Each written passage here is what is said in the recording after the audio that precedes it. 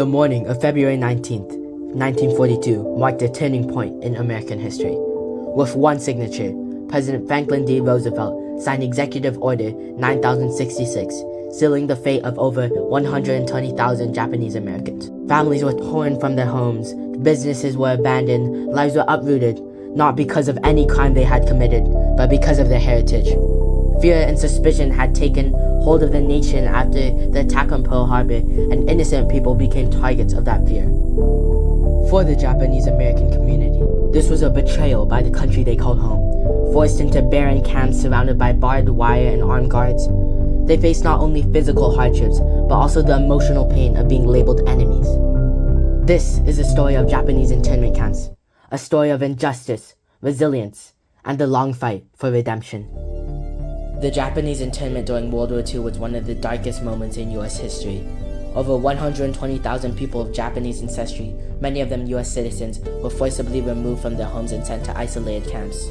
The government justified this action as a military necessity, but no evidence of disloyalty was ever found.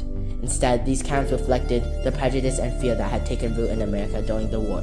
This documentary explores how the internment happened, what life was like in the camps, and how the US government eventually came to apologize for this grave injustice. Through historical photographs and government documents, we will uncover the truth behind the barbed wire and honor the resilience of those who lived through it. After the attack on Pearl Harbor on December 7, 1941, the United States declared war on Japan. Fear and suspicion toward Japanese Americans snowballed because of the idea that they might be loyal to Japan instead of America, even though many Japanese Americans had been in the United States for generations. In February 1942, President Franklin D. Roosevelt signed Executive Order 9066, allowing the military to forcibly relocate Japanese Americans from the West Coast to internment camps. This decision affected about 120,000 people, many of whom were citizens. These innocent civilians had little time to pack and were forced to sell their belongings for a fraction of what they were worth. Executive Order 9066 was a turning point for Japanese Americans. They were stripped of their homes, jobs, and communities. Many had to sell their homes, businesses, and possessions for almost nothing, and families were separated. It was a devastating loss for them. These families were sent to relocation centers in remote areas nationwide. But these were not centers, these were prison camps. Barbed wire surround them, and armed guards wash over them, prepared to shoot anyone who tried to escape. Life in the internment camps was tough. Most camps were built quickly and poorly, using former racetracks and fairgrounds. Many detainees lived in horse stalls and cowsheds, which weren't meant for humans. They slept on cots and shared small, crowded rooms. There was no privacy and very little comfort. The living conditions in these camps were terrible. The camps had little insulation, so they were freezing in the winter and unbearably hot in the summer. People often had to wait in long lines for meals, bathrooms, and showers.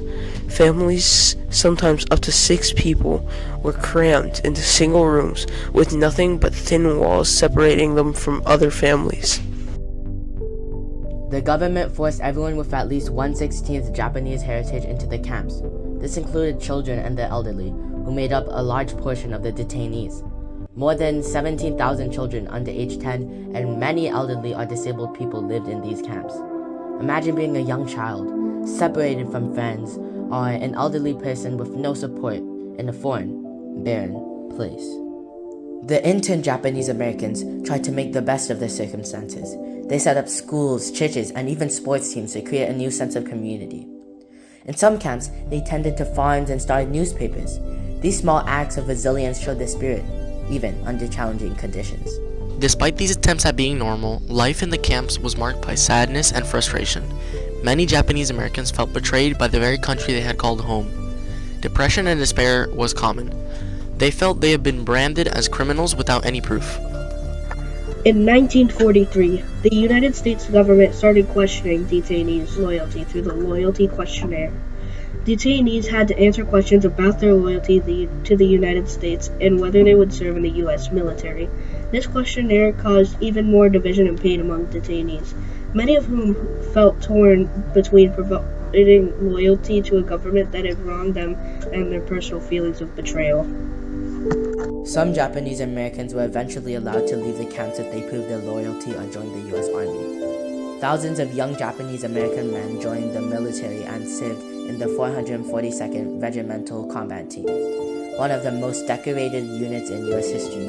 But the bravery on the battlefield did not change the injustice that their families faced back in the camp. By the end of the war, the U.S. government realized that it had made a mistake.